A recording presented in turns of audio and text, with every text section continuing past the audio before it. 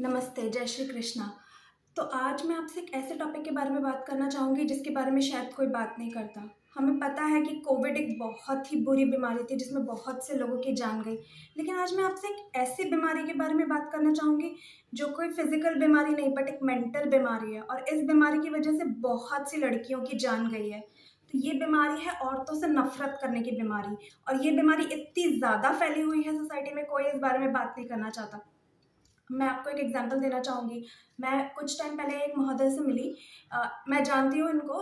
इनकी अच्छी माँ है जिन्होंने इनको पाल-पोस के बड़ा किया, इनकी अच्छी बहनें हैं, इनकी सेवा करने वाली पत्नी है। लेकिन आप इनसे पूछोगे तो ये इनका रिएक्शन ये रहता है कि किसी एक दूर के रिश्तेदार ने इनको थोड़ा बहुत परेशान कर दिया या इनकी दोस्त की बीवी इनको पसंद नहीं करती। तो इनके मुँह पे हमेशा ये रहेगा कि औरत एक अलग जाति है और औरत जाति बहुत बुरी है, मैं औरत जाति से नफ़रत करता हूँ। इस टाइप की सोच वाले आदमी इस दुनिया में, इस स्पेशली इंडिया में इतने ज़्यादा हैं और कोई इस बारे में बात नहीं करना चाहता। तो आज मैं इन टाइप के आदमियों से सबसे पहले तो एक सवाल पूछना चाहूँगी। माना कि आपके साथ एक औरत ने बुरा किया और आपने उसका इल्ज़ाम पूरी दुनिया की औरतों पे, पूरी इंडिया की औरतों पे लगा दिया।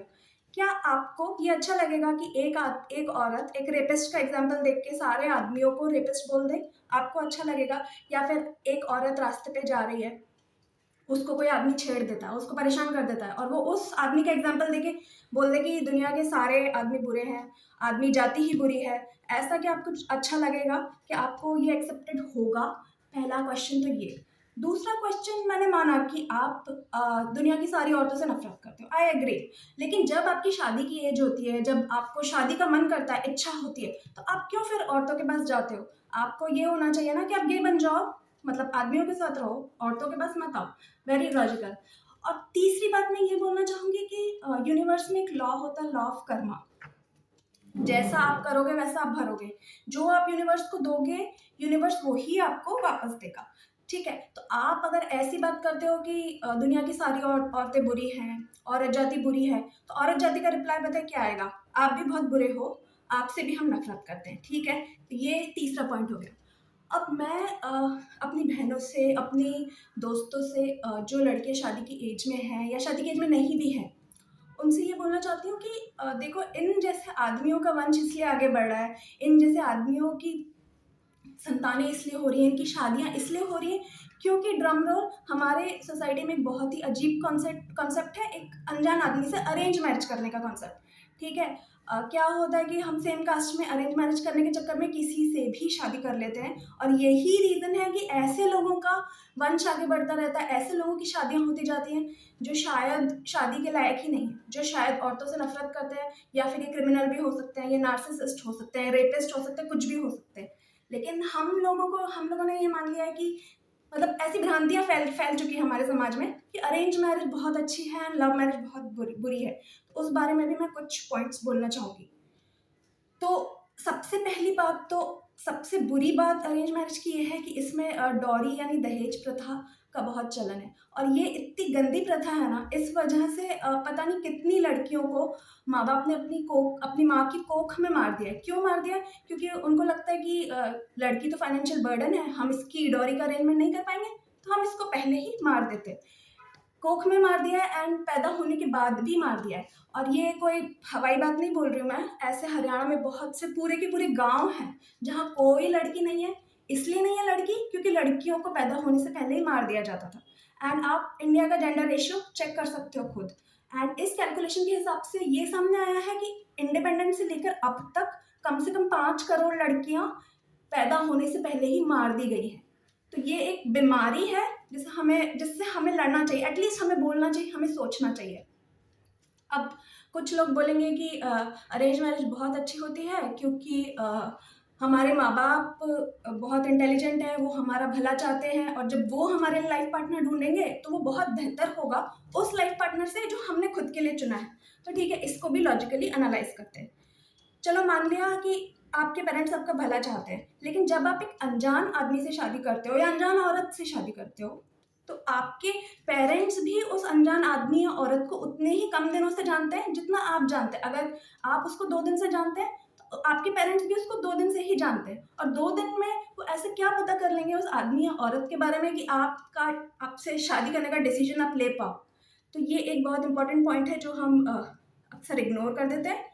एंड देन लोग बोलेंगे कि जो लव मैरिजेस होती हैं उसमें भी बहुत सारे गंदे केसेस हो जाते हैं। एंड आजकल बहुत सारी ऐसी न्यूज़ आई हैं कि कोई लिव इन रिलेशनशिप में कोई पार्टनर था, उसने अपनी पार्टनर को मार दिया। ठीक है, आई एग्री, मानते हैं हम। लेकिन ऐसे केसेस को इग्नोर नहीं कीजिए कि बहुत सारे ऐसे केसेस भी हैं जहाँ लड़कियों को डॉरी के लिए मार दिया गया। ठीक है। एंड अंधे प्यार, लव मैरिज का मतलब ये नहीं है कि आप अंधा प्यार कर लो। तो इसका मैं एग्जाम्पल देना चाहूँगी।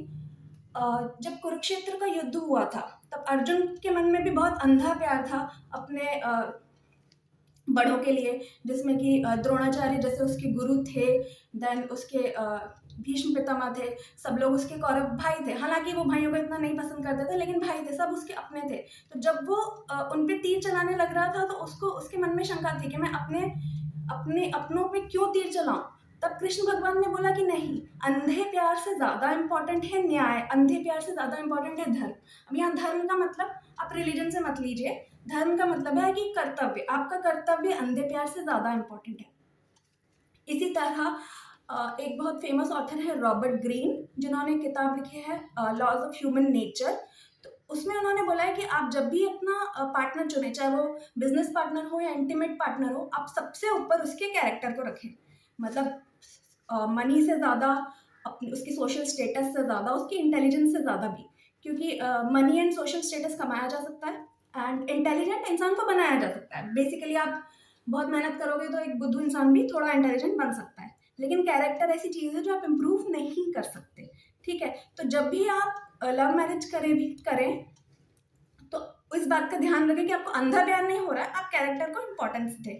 ठीक है। तो ये एक पॉइंट है। अब दूसरे लोग बोलेंगे, कुछ लोग ऐसे हैं मेरे दोस्त जो बोलते हैं कि शादी के बाद तो लव मैरिज अरेंज मैरिज सब बराबर हो जाती है, कोई डिफरेंस नहीं रह जाता। I agree. लेकिन ये वो लोग हैं जिनको एक डिसेंट लाइफ पार्टनर मिल गया है। ठीक है। आपका लाइफ पार्टनर एक डिसेंट है तो आप बोल सकते हो लव मैरिज और अरेंज मैरिज बराबर है। लेकिन आप इस बात को जब आप एनालाइज करते हो तब इस फैक्ट को भूल जाते हो कि ऐसे बहुत सारे केसेस हैं हमारे समाज में जहाँ लड़की ने शादी की, शादी के बाद उसका हस्बैंड रेपिस्ट निकल गया, उसका हस्बैंड गे निकल गया, उसका हस्बैंड ने उसको मारना पीटना स्टार्ट कर दिया, वो 1 महीने के अंदर घर वापस आ गई, एक्सेट्रा एक्सेट्रा। और ये केसेस कोई ऐसा नहीं है कि मैंने न्यूज़ में से पढ़े हैं या बना के बोल रही हूँ। ये आप सबको पता है कि आपकी जान पहचान में कोई ना कोई ऐसे केसेस हैं। और वो सब जानते हैं कि ऐसे केसेस हैं, कोई इसमें कुछ छुपा हुआ नहीं है। तो पॉइंट ये है कि आप जब लव मैरिज करते हो, आपको पता होता है कि बंदे की रेंज क्या है, बंदे की या बंदी की, कितना बुरे से बुरा कितना कर सकती है, अच्छे से अच्छा कितना कर सकती है। आपको ये पता है कि जिससे आप शादी करना चाह रहे हो वो एटलीस्ट कोई क्रिमिनल नहीं है, कोई नार्सिसिस्ट नहीं है, कोई रेपिस्ट नहीं है, कोई पेडोफाइल नहीं है। आप मोटा मोटा आप देख सकते हो। ठीक है। आप एक बिल्कुल ही अंधे कुएं में नहीं कूद रहे हो।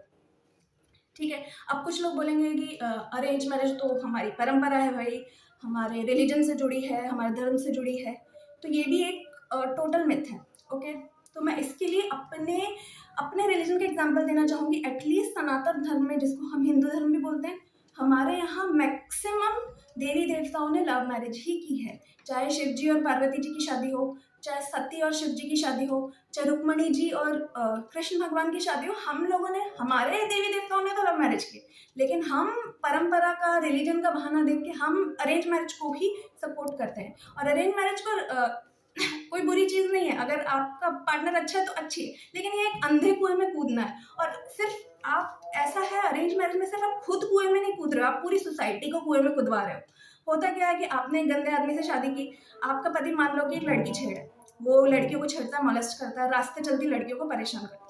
अब आपके जब बच्चे होंगे, आपका बच्चा होगा, तो उसको भी यही संस्कार मिलेंगे, वो भी ऐसे ही बनेगा, तो समाज में गंदगी फैलेगी। तो इस गंदगी को रोकने के लिए ज़रूरी है कि आप अपनी लाइफ के सबसे इम्पोर्टेंट डिसीजन अपने हाथ में लें और कैरेक्टर के बेसिस पे इंसान को देख समझ के ही शादी करें।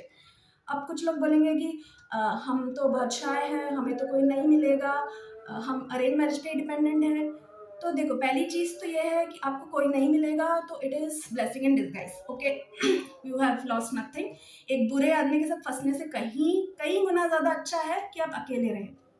और दूसरी चीज़, जो लड़के बोलते हैं हम तो शाय हैं या जो भी है, हमें ये कमी है वो कमी है, तो आप अपनी कमियों को इम्प्रूव करें। मतलब कुछ अपने आप को इम्प्रूव करें, ना कि ये कि अंधे कुएं में कूद गए। तो ये वीडियो बनाने का पर्पज़ ये था कि बहुत सारे ऐसे केसेस मैंने देखे हैं अपने फ्रेंड्स में, जिन्होंने अरेंज मैरिज कर ली है और उनकी ज़िंदगी पूरी तरह बर्बाद हो गई है। मतलब लव मैरिज में तो ये होता है कि छोटे-मोटे लड़ाई, छोटे-मोटे झगड़े, अरेंज मैरिज में इतने बुरे से बुरे केसेस देख लिए। तो मैंने सोचा कि इस बारे में और इस बारे में कि आदमी आजकल कितने चौड़े होके लड़कियों से नफ़रत होने का दावा करते हैं, उन उन दोनों पॉइंट्स पे मैं एक वीडियो बनाऊँ। तो ये मेरा वीडियो है, आपको अच्छा लगे तो प्लीज़ शेयर कीजिए। Thank you.